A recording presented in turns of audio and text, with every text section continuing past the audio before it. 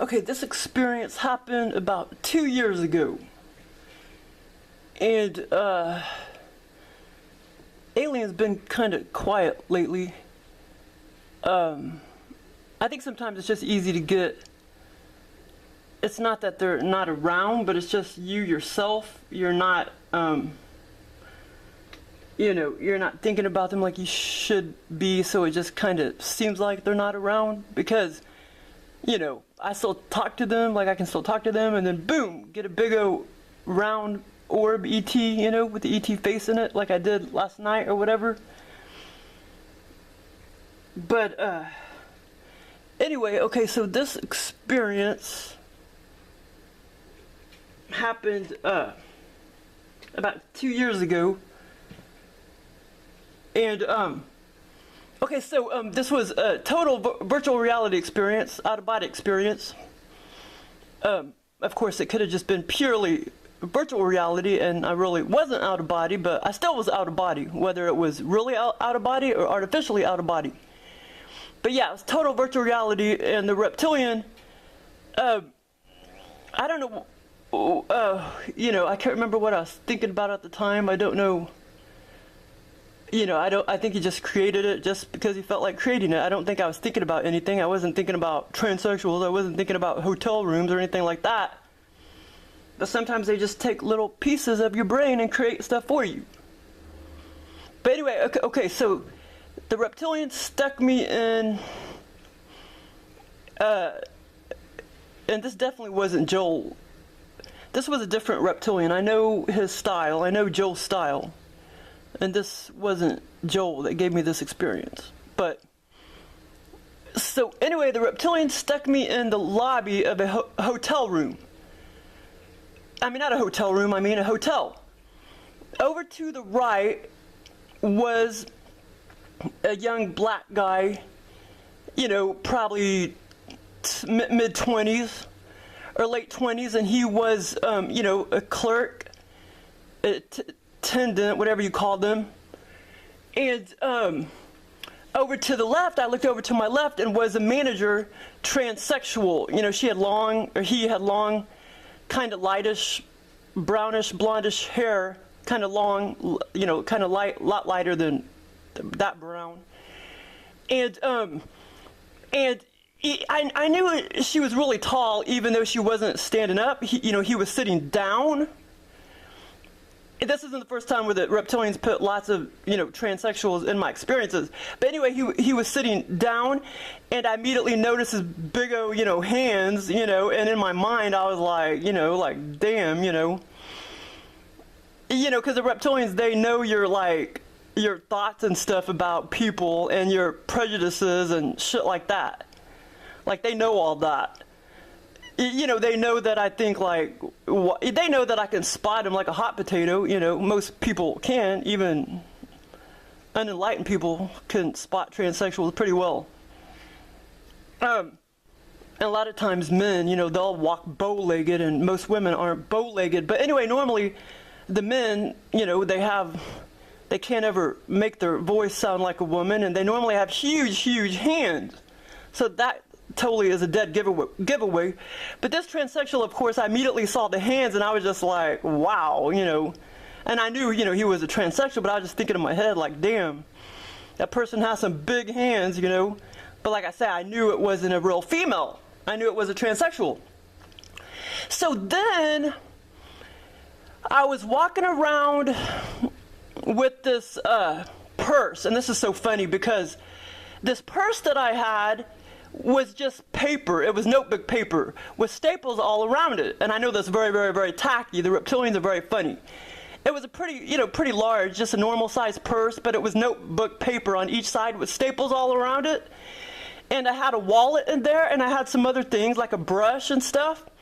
Well, the black tenant took up my bags up to my room, and my room was pretty damn large. And like I say, this is all total virtual reality. The room was pretty damn large, and he went up there to take my bags and my purse, apparently. He went up there to take my purse, and it seemed like I was not on ground level. It seemed like I was on second or third floor.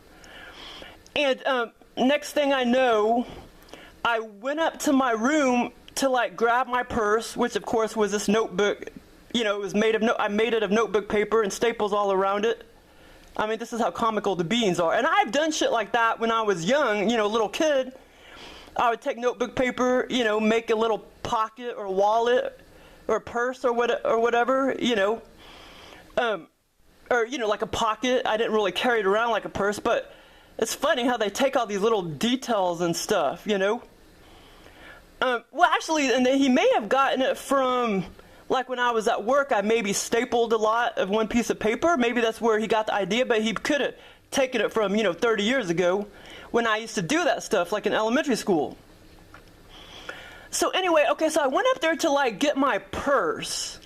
And the next thing I know, in my purse, my wallet was missing. And this is not the first time. They've created this scenario many times where people are stealing my wallet, or they make me all confused and I don't know where I put my wallet, under these virtual reality experiences. And also they make me steal people's wallets as well.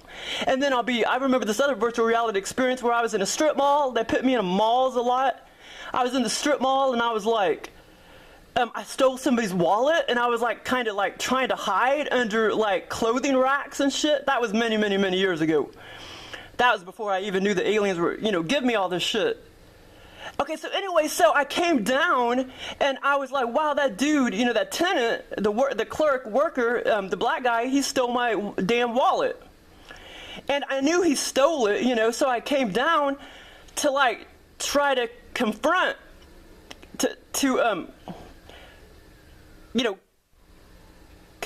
confront him. I came down, like downstairs to speak with the manager, the transsexual manager. And she acted like, well, anyway, I told her, I was like, the clerk stole my wallet, And she just was looking at me like, I don't believe you. And, she was totally on his side, She totally didn't believe me. And then she said, well, go up there again to your room and see if you can find it. So I went up there like a second time. And this time, the reptilian had like trashed my motel room, like totally trashed it. Like, there's papers everywhere. And then I went over to my right where there was, like the drawers where you put your clothes and stuff. And there were like bags, little small bags of open potato chips. And I remember looking at all the details. I mean, the clear details like Lay's, Doritos. And but there were some other parts of the room that was trashed and everything. The reptilians have done this many times before. They have trashed my surroundings under these abductions, these virtual reality experiences. And well, this is off topic, but somebody told me, he's like, I think some of your experiences are real. And I don't know what he means by that. You know what I'm saying? Because I mean, I'm not no freaking clone. They're not putting me in some clone physical body where I'm in 3D walking around physically. So I don't know what the hell he means by that. Unless there's some shit that I don't understand. But I've never been in no underground bases and shit like that. A female reptilian did take me down into a cave. It wasn't an underground base. It was a cave and it was a freaking blast. That was that's on here. That's titled like something about the female reptilians, and there's 3 or 4 abductions in there. That was a total freaking blast to the cave, where a female abducted me by small hubcap, beautiful hubcap looking UFO for 2, little round UFO. She abducted me and took me down into the cave, and it was freaking blast. But anyway, I mean, these experiences aren't, I mean, they're not taking me to real, I mean, you know, they're not necessarily taking me to real dimensions, and sometimes they are, but most of the time it's just artificial dimensions that they take me to, and realities, you know. But like I say, really nothing's artificial, because this dimension's artificial. But yeah, so I went up there and I noticed, like I said, I noticed the trash, my trash surroundings, and the little details of the small little potato chips, like Lay's, and they were totally, I mean, the exact thing, like Lay's, Doritos, and I was looking at tiny little words on them, and they were open. And anyway, so I looked again and I couldn't find my wallet. So I went back downstairs, and at this time I was kind of mad, you know? I was mad.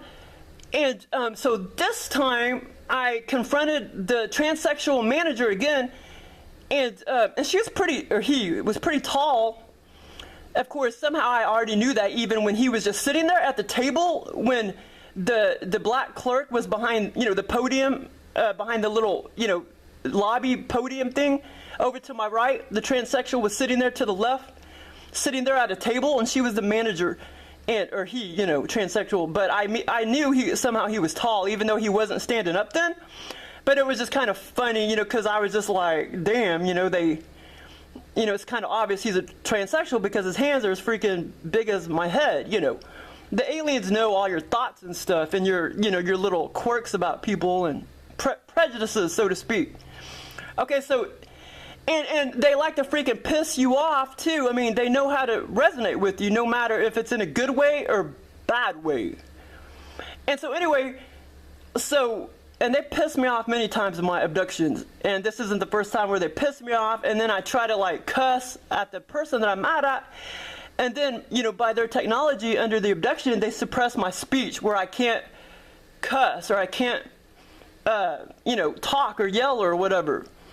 So at this time I went, you know, the second time I went back downstairs to confront the transsexual manager, and I was like, hey, your employee, you know, your tenant, your clerk, tenant, what's it called? Tendant, I guess that's what it's called. Your tendant freaking stole my wallet. And she just was like, you know, shrugging me off, and she didn't believe me. He, you know what I'm saying, transsexual. He didn't believe me. And then I started to like get mad, and then I was like, I started to like really cuss, like, you mother, blah, blah, blah, blah. And then it's like the reptilian suppressed my speech to where I couldn't cuss or anything. And they've done that many times before, suppressed my speech. And then, of course, memories came back time and time again where I was younger, you know. And because I've always been like athletic and everything. And I would try to like hit a baseball or a softball, or I would try to kick a soccer ball, you know, play kickball or whatever. I used to play kickball when I was younger. I'd try to like kickball under a lucid dream, or, you know, virtual reality experience. I'd try to like hit a ball, baseball or whatever, or kick a soccer ball, and then they would like suppress me to where I couldn't. I would be like like trying to kick it, and I couldn't.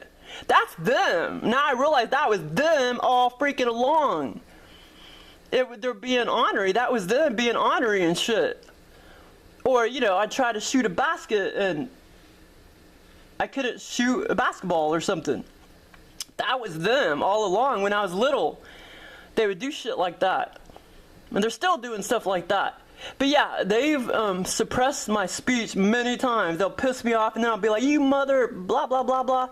And then, of course, I can't say it, because they're suppressing my speech with their technology, their non-physical, energetic technology. But anyway, okay, let me think here. This was about 2 years ago or a little longer. Let me think if I'm forgetting anything.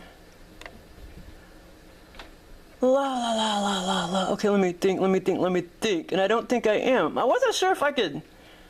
I was going to type this out first. I wasn't sure if I could remember everything, you know, and I mean, or put everything logically in 20 minutes or not with this one. But yeah, I guess it wasn't so hard after all, but I'm trying to remember if I'm forgetting anything, but I don't think I am.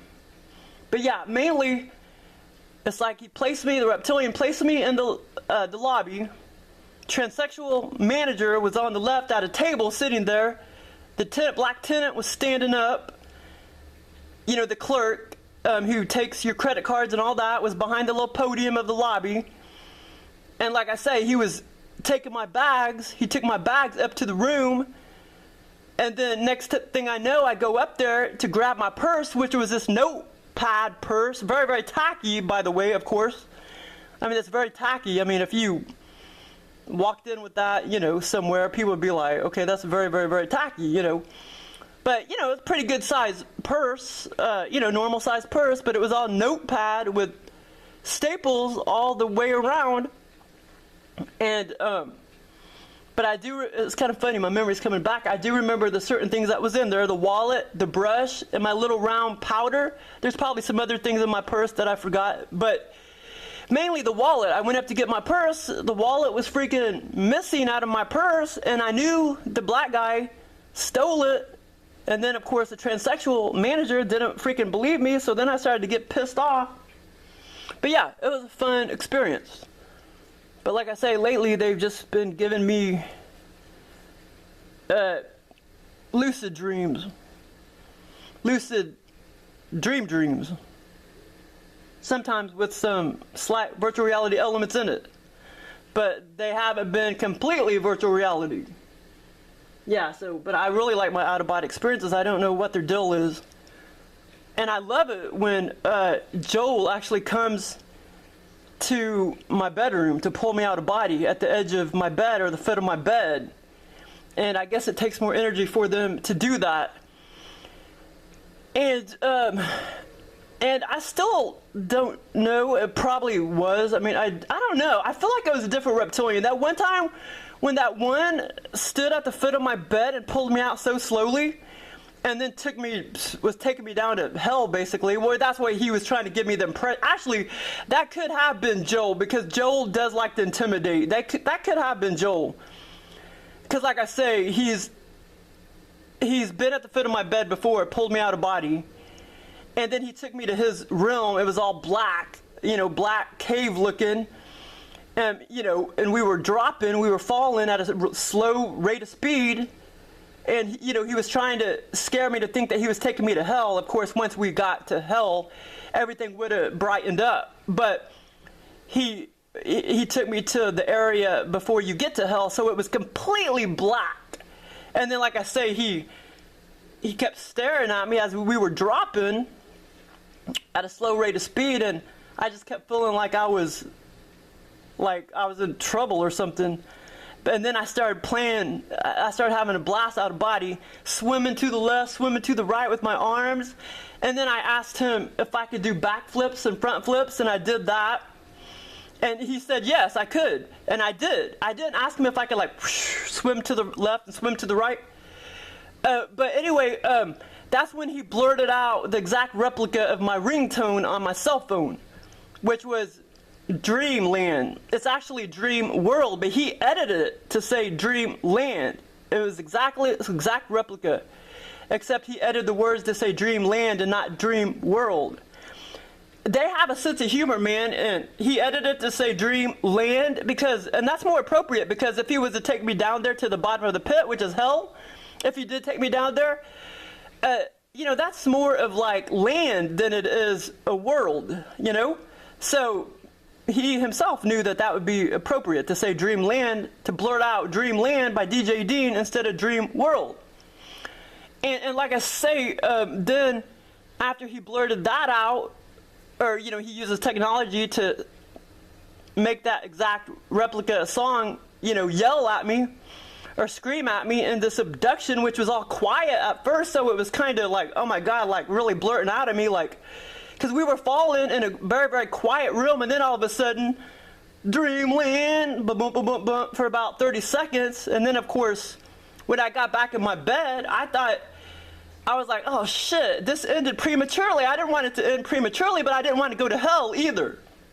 That story's on here.